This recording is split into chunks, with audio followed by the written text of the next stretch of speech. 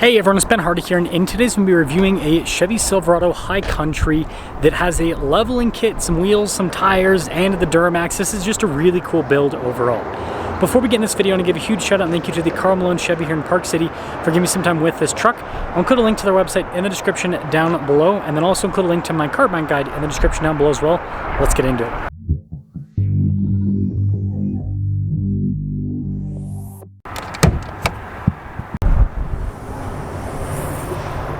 Powering this is the new Duramax, which is a 6.6 liter turbo diesel V8 that goes through a 10-speed automatic transmission. Power outputs are 470 horsepower and then 975 pound-feet of torque.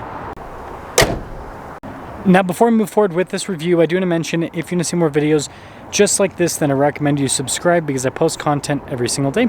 Now, I think the High Country is one of the best looking Silverado HDs for a few reasons. So the chrome, especially on this truck, this black, it contrasts everything very nicely. And then I like how you've got body painted bumpers instead of chrome bumpers on the High Country. It looks really sharp. Now, this does have aftermarket tires, wheels, and a leveling kit. So the tire wheel setup is 325 by 60 by 20 in the front and over in the rear. And it's got a little bit of negative offset. It's not too much, it's just enough to where it looks more muscular, but it's not like a brodozer look. So I think they did a really good job with the overall offset. And then can't really see too much, but it is leveled, so it sits a little bit higher compared to stock. And if I take a few steps back, you can see the full side profile. Really nice stance. I mean, this definitely has that big beefy truck appearance, but it's not too over the top where you're like, man, this person's compensating for something. It's just a good look. So it's more of a reasonable build, I suppose. Now, some other notable features. This one has the multi-flex tailgate system, which is always a cool thing. You've got bedliner and everything already from the factory, which is nice to have. But yeah, that's a nice feature. And then you can see with everything being body painted here in the back, just has a cleaner look. And then being a High Country, we have the upgraded interior. And this one's a 2500, by the way. So payload on it, it's 3,141 pounds. But this one has the blue interior.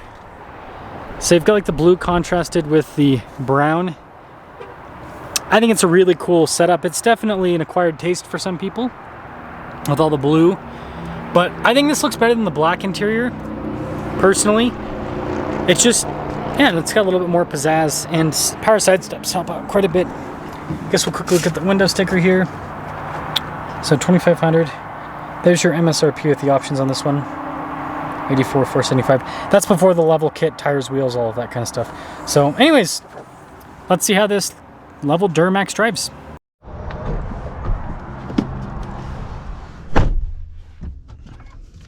Well, let's talk about visibility before we set off. Here's visibility over the hood, both the mirrors, throughout the rest of the rear.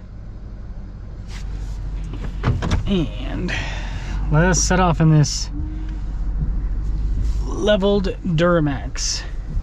And I guess once the question, you know, does it make sense to buy this when there is the ZR2, which kind of has that, you know, beefier, brawnier look with the Silverado HD? And well, we'll answer that in today's video.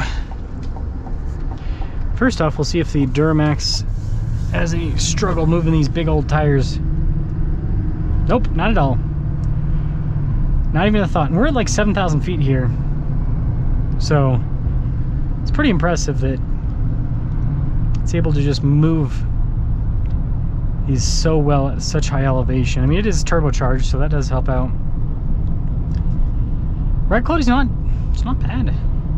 It's actually pretty comfortable for an HD truck.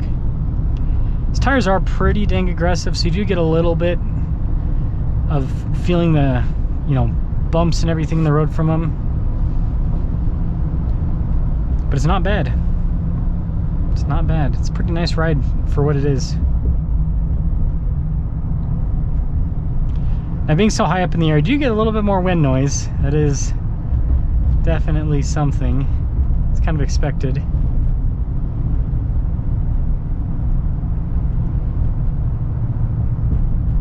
Such a comfy ride. I like how little input I have to put to, I mean, I am going slightly downhill, so that does kind of help. We'll see turning around.